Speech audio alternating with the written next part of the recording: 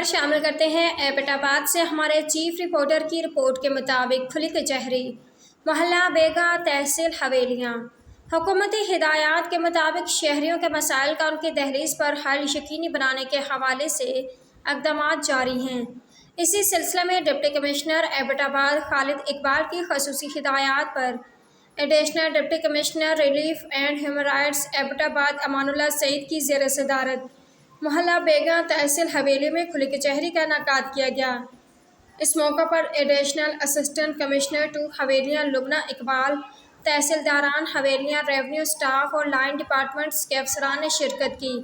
اہلِ علاقہ کی بڑی تعداد نے ریونیو دربار میں شرکت کی اور اپنے مسائل بیان کیے۔ Additional deputy commissioner Aman Ullah سعید نے لوگوں کے مسائل سنے اور ان کے حل کے حوالے سے موقع پر متعلقہ محکمہ جات کو ہدایات جاری کیں۔